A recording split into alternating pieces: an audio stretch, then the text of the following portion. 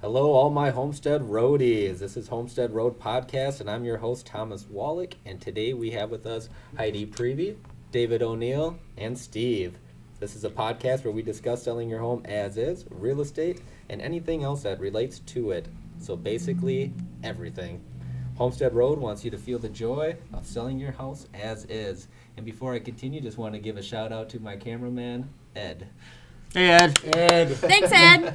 Well, Heidi, we want to thank you again for being on this show. And why don't you just tell us a little bit about yourself so the viewers can know a little bit more? Okay. Well, I am the senior disposition manager for Homestead Road, but I work for MidwestHomes, which is a real estate company. And what we do, me and my team, which is 3 females with a lot of experience, is we have to sell all these beautiful renovated homes from Homestead Road. Constantly, nonstop for top dollar fast gun. Yeah. Awesome. Well, I definitely like hearing all female team. That's really cool to have that. It's awesome. Yes. Now, for all of our viewers out there, today we're going to talk about what you would do if you decided not to sell your house as is to Homestead Road and feeling the joy. Blasphemy. You're not supposed to talk. But, You're right. So if you wanted to sell your house, if I was selling my house today and I didn't want to go the as-is way, I felt like there was, more value, or I just wanted to see if I could get more value for my house. Tell us a little bit about what that process would be like and what someone could expect. Okay. So the phone call, you would call a realtor and you would ask them to probably come out to your house. And even before they come, they'd probably say, are you ready to sell your house? Have you done, what kind of updates have you done? What improvements? When were the windows really, replaced? Just so that I can get a good idea of what your house is probably worth in today's market. Mm-hmm. So once the appointment is set up, I'd go out there, take a visit, tour around the home, take some notes, and get some feedback from you as to what you're looking, to sell your house for. Yep. And then I would compile a list of like a honey-do list, can you do this? Can you do? I know that one too. Right. Right. Unfortunately, it's a everybody. Never-ending list. What Yes, they want top dollar, yeah. and they don't want. They think their house is ready, and I get that, but there's a lot of things that they would have to do if I were to list their home in the open market. Why don't you tell us, Heidi, maybe what some of those major points would be? Just like, I guess, if you went into a house, what would be maybe your top 3 or 4 things that you absolutely have to be like the best? Right. So front curb appeal, landscaping, driveways, doors, cobwebs, power washing, windows. So nothing on the inside. So the outside is your top. It's the first impression. Yeah. All right. That's a big part of it. Yeah. Mm-hmm. Yep. All right, that's good to know. All right, so then you get there, you make this list, and then they have to decide if they're going to do this, or is this you have to do it before we can even move forward? What I do is, if they want this dollar figure, I have to help them reach that goal. Mm-hmm. And the goal would be a little punch list of things to do. And they can look at cost approach, and decide if that's something that they want to do. Otherwise, if they don't want to do anything, well, then I might actually recommend them to a company like you guys, which is great. But if they still want to go this real estate route, they think all this extra money is there, then I'm going to tell them the bottom line of what it is and what they can expect. So who prices the home? The market. Yeah, okay. Yeah, you always bring them comparables, but if they want this amount, the highest amount, then I'm going to say, okay, well, then you would have to do all these things, and this is what you can expect. Mm-hmm. Okay. So if it's let's say in Maple Grove, you have a 3-bedroom, 2-bathroom, are you comparing that to houses in like St. Paul, Minneapolis that are very similar, or are you just comparing it to houses that are nearby? Well, you only compare within like a half a mile radius of where the existing property is. So always in the same community, same school district, etc. Interesting. All right, that's good. You need a realtor. That's not what he does here, folks. Don't worry. He's not involved in any real estate in this area. Sometimes on this show you have to find. Right. All right. So you walk through the house. You made a to-do list. They're deciding what they want to do. So you say, if you get all this done, this is what I'm going to price your. We're going to try to sell your house at. Mm-hmm. And then are you also like on the back end? If you don't do anything, this is what we're looking at. Absolutely. All right. Oh, yes. And the range, I try to tighten it down as much as I can. Mm-hmm. It might be a $300,000 fully done. but I might say you're about 280 maybe to 300, and then we go on and on about what happens after the offer comes in. So What are things that the market typically, like a big issue that you typically see when you come into a house? Like what's a common one? Well, for like repairs, the condition of the home or the people? Well, no, the condition of the home. The condition of the home. The people change. It's people. Yeah. They usually look differently. I don't know. Right. Well, for the homes, it's mostly just clutter, cleaning up the clutter. Okay. You know, so much personal property in the homes. It's like, whoa, remove some of this stuff. Where they're just like storing boxes and boxes of stuff. I guess the hoarding show. Hoarding houses. Yeah. A lot of it is their closets are unorganized and packed, so you can tell. Oh my gosh, how can anybody see themselves in this home because it's crowded? Yeah. You know. Yeah.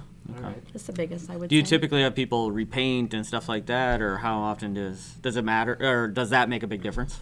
Yeah, I think I saw one of your recent meetings that you mentioned that paint and carpet is like the best overall value for resale. So yeah, that's absolutely. what I was asking, because that's one of the first things. Their best return on investment is paint and carpet, or paint. Well, we say paint and carpet, but it's paint and flooring. Yeah. I know who's all about the gutters. Yeah. Our senior construction manager here mentions gutters every house we evaluate. So shout out to Vadim. He's always talking about gutters. He's got a good person, apparently. Yes. He's right. great. So tell us, all right, so you walked through the house, you already did all this stuff. They decided, yep, we want to go through with this. We're going to, fix up whatever, or we're just going to stay the same and we just want to see, if it sells the way it is. Then what? Okay, so the as-is way, like just selling it as... as... just putting it on the market. So you put it on the market. What happens? Okay, so we put the house on the market and we start getting feedback. So they've done their honey-do list or they haven't. Either way, it's priced accordingly, right? So at that point, they start getting offers. So if it's fully remodeled, they're hoping to get the best amount possible because I had them do a list. If it's more in the current condition it's in, maybe not top, they're still expecting to get the top dollar because that's what they expect. And so my challenge is to deal with the feedback, deal with all the showings, especially, the homeowner getting people in the door, lock boxes, doors being left unlocked sometimes, lights on. I get a lot of that, things like that. Don't let the cat out. Yeah. So if someone wants to come in, let's say, view that house, this is something you're setting up with the homeowner where it's like, hey, can you not be in your house during a certain time, or like, how does that go? Well, yeah, with the low amount of inventory, actually what happens is they'll be out for like from 5 in the afternoon till 9 o'clock at night sometimes. Oh, wow. Because there's showings back to back. How are they notified? How do they know when there's a showing? They get like an email or they get a phone call or a text. It depends on what they want. Oh, okay, cool. But they're sometimes last minute. I can do like 2-hour advances as a minimum, but it doesn't always work that way. And if the buyer's ready, the buyer's ready. So you should accommodate them. Yeah. Probably. Yeah. Yeah, put the dog in the kennel. Yeah. That's all I can say. What have you seen as far as maybe the quickest time that a house is sold compared to like some of the longest ones? I guess time frame, like what is typical, I guess? Well, average just of a market as a whole, I'm seeing more like 40 to 70 days, kind of a little bit longer. It's fall time. But just recently this past spring and into summer, it was like under 30 days. Oh, wow. Yeah, so it was pretty quick, but it's longer now. The market's shifting a little, so. All right, so it sounds like it can be sometimes a really long process and sometimes a pretty quick one. But no matter what, it's interrupting your time. So during this time frame, are the people that are selling their house, are they able to look for another house at the same time? Are they able to, do they have to be moved out? So it depends on if they're dirty, cluttered animals, kids, and they kind of prefer to maybe be out. I might recommend it if it's like available for them. Yeah. And then to maybe move out their stuff as well, put it in storage, even stage their home to get the best dollar. But this is a long process for these people. I don't think they quite realize what they're up for when they sell their house listing with a real estate agent because it takes time. By the time you're done with all the showings, right, then you get an offer. It's just... Then you got to go through the whole offer. Then you have an inspection. It just goes on and on and on. I think isn't it like one of the most stressful things as an adult besides like a divorce or a new child? Yeah, there was a study recently. I think something like people preferred going to the dentist above selling their home. There was like a whole variety of things, like going to the doctor, like all these other things that people prefer before they actually sold their home. Wow. So it is a very stressful thing, and it's such a big, too. it's a lot of money. Comfort zone, I mean, if anything ever keeps you up at night, it's real estate. And so that's always the way it works. Yeah. Yeah. Interesting. All right, so they showed their house. Someone came in and they're like, I want that house. I'm ready to put the bid down for $150,000, whatever it may be. Then what? Well, then I have to negotiate it, get the offer accepted, review with the buyer's agent that their lender's approved, because that's a whole nother story. Because you're only as good as your lender. And at the end of the day, if you can't get your loan because you're buying carpet or you're buying a new car in the middle of purchasing a house and closing on a house, that's like a 45-day where So somebody's got to behave. Buy anything, Oh, no. Yeah, you have to behave. That's very true. All right, Yeah. that's a tough one. Yep, and keep up with your W-2s, just your current pay stubs and your bank statement and all that kind of stuff just to be able to close. So That's interesting. I guess another conversation for another video would be, talking more about what happens, if you were to do something like that. If you lost a job, or if you all of a sudden bought something expensive, or if you had a emergency that you had to pay for. So that's a good another time. Yeah. Write a note. Just kidding. Yeah, exactly. Well, I've been a realtor for a long time, like Heidi, and we've all had that experience with the client where they're like, yeah, I just picked my new furniture, and like, how did you pay for that furniture? That's the first question. What did you pay for? Did you open a store credit card? What did you do? Because then all of a sudden everything comes to a halt because now they're not approved anymore. Right. So it becomes a big issue. So, yes. It's always exciting. Every day. Yeah, especially first-time home buyers. I started my career doing first-time home buyers, so there's a lot they don't know because they haven't experienced it yet, and so there's always issues like that with first-time home buyers, not understanding how big a deal it is to do something. You know what's funny? Go ahead. This is super funny. Before I forget, sorry, Thomas. Go right ahead. So I had a client who, and I won't say any names here. Yep, that's good. We don't mention but people or New names. His name was Steve.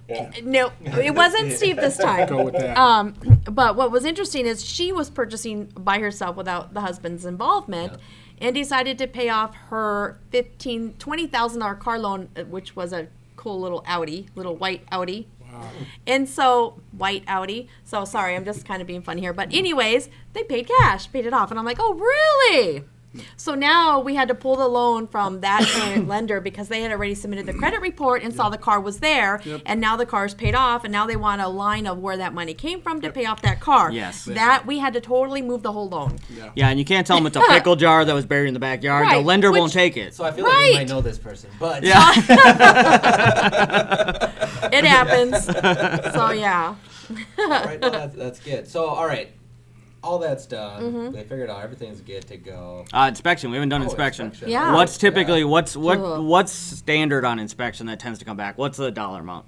I know I always had kind of a dollar amount I knew, but I mean it's been a few years since I've been doing what you do. Yeah, older HVAC, you're probably looking at least a credit of at least maybe $25,000 to $3,000. I mean, just negotiate it down to that. I mean, so how old when does it start to become an issue when you're talking about like furnace? well, we'd always want to have it serviced if it's older, but if it's got about 2 years life left, you still might have to give a credit. Okay. So that's kind of what I would say. What's it cost to replace a furnace? Well, there's a cost when you're working for, a construction company, and there's a cost if you are a homeowner. Well, and I So know the our homeowner- cost, yeah. but our cost is different. So than, a homeowner, yeah. I'm guessing probably around $6,000-$7,000. I know Yeah. to replace my furnace and an air conditioner, and I have a 1986 house. Uh-huh.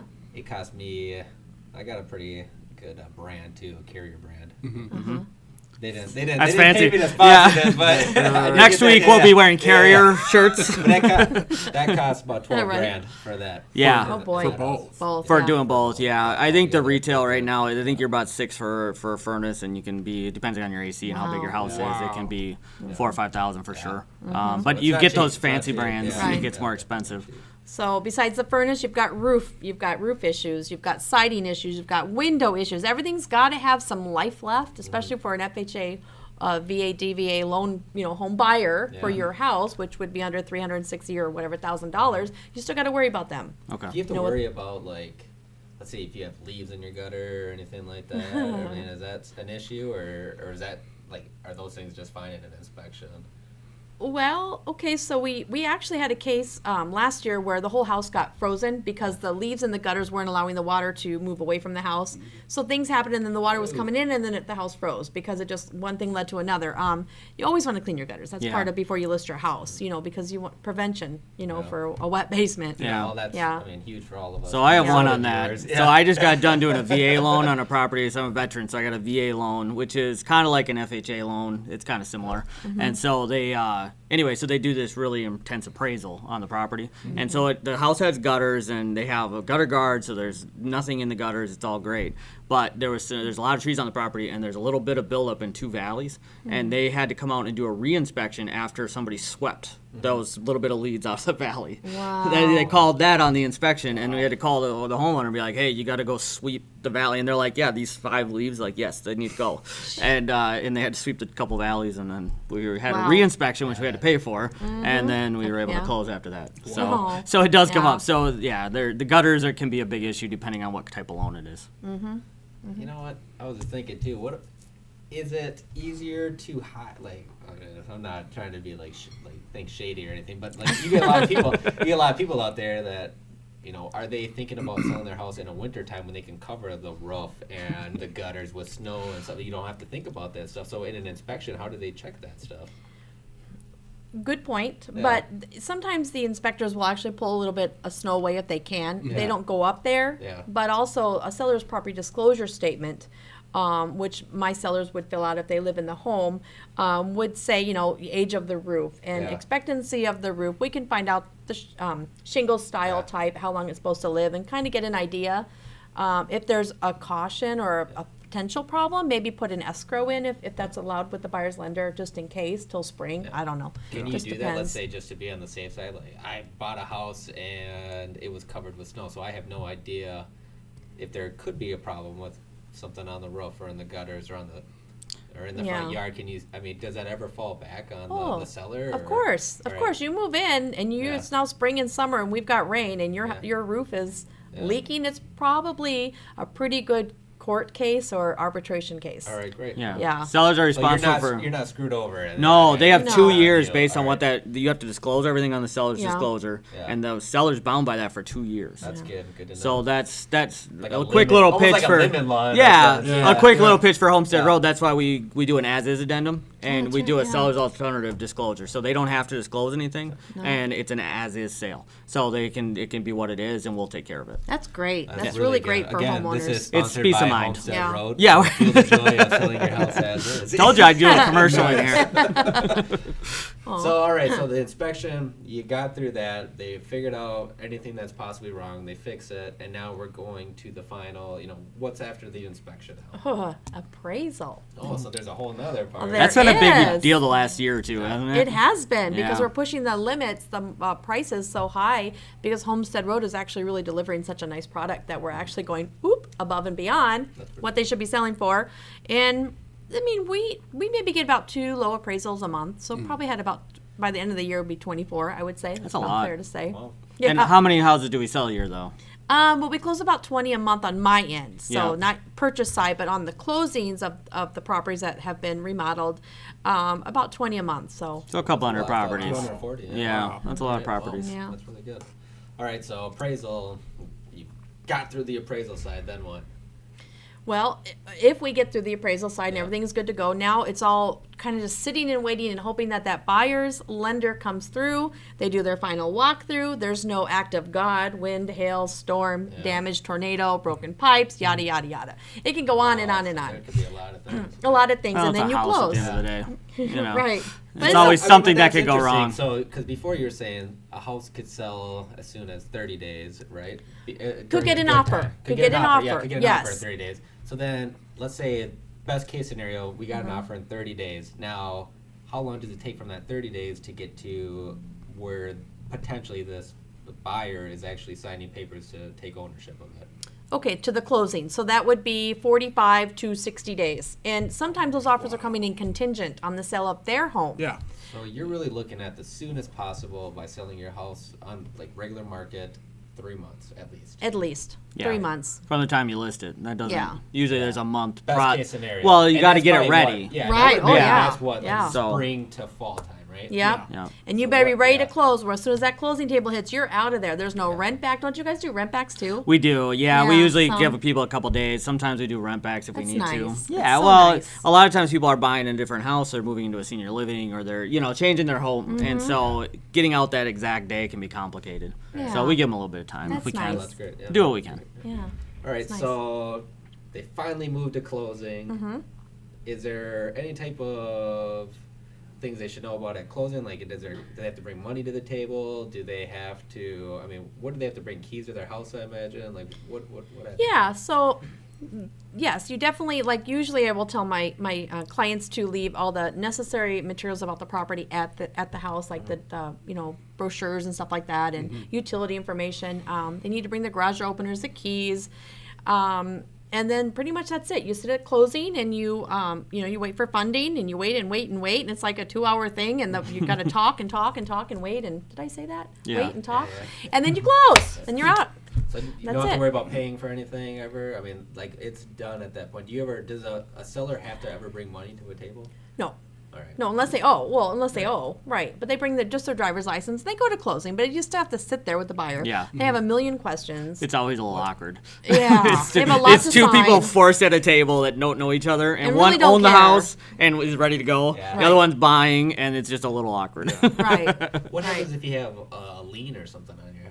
Well, that all comes up with title work. So it does, that's right. okay. So after we'll go back a little bit. After Yeah. the inspection, during the waiting period now, through the buyers doing their appraisal on your property, you're a seller. You also they'll start doing title search, because once the inspection's done, you can turn in the file to closing. So they'll start preparing the home and the deed for closing, and they'll start finding those things, which could come up. Yes, All right. yes. Well, that's really interesting. Now, is there anything else you think that the viewers should know about selling their house, or maybe even want to talk a little bit about your company? This is kind of at the end of it, we do a business spotlight. So, Oh, is there anything great. you want to say? Yeah. MidwestHomes has been around, I think, since 2012. And I will say it's got a lot of experience with a lot of files. So as far as our company against anybody else, you might have an agent who's been in the business 20 years, like myself, but they haven't done as many transactions as I have. It's just so, I'm like real estate on steroids. Well, I We mean, just you've go, done- go, go, go, go. 240 houses a year. is 180 pretty big. What last is an year, yeah. average, just realtor that isn't working with a company like, some type of investment company, what do they normally do? Most Yeah, I realtors don't capped out about 25, 30 houses a year, and Oh, those are yeah. good. Those are good quality agents. Oh, wow. And Yeah. so when they start going into teams, then they'll do more. But it's just a team name, and then there'll be a bunch of individual realtors. Right, but for the experience, if I'm signing all these without it's Yeah. a lot. I have a lot of So- knowledge in the paperwork and what could go wrong, I guess you could say. So- Yeah, we go through a lot what of could go stuff. One wrong. year of what you do is like 10 years of almost. Yes. It can be. Yeah. Yes. Yeah, for that's sure. pretty Yeah. crazy. That's quite a bit. Oh yes, Yeah. yes. That's why at MidwestHomes we have to have top agents, as far as knowing, being smart enough to understand the contracts, knowing how to deal and working through the problems and the mishaps, and being a good communicator with the other agent and the buyer's lender and all that good stuff. So. Awesome. Oh, Well, yeah. that is it for today's podcast. Again, I want to thank you, Heidi, for stopping in and talking to us a little bit about what to expect when you're selling your house. Again, I want to thank David and Steve for stopping in too and hanging out. And also want to thank all you Homestead Roadies out there for listening in and watching. Again, Homestead Road wants you to feel the joy of selling your home as is. And until next time, we'll see you later.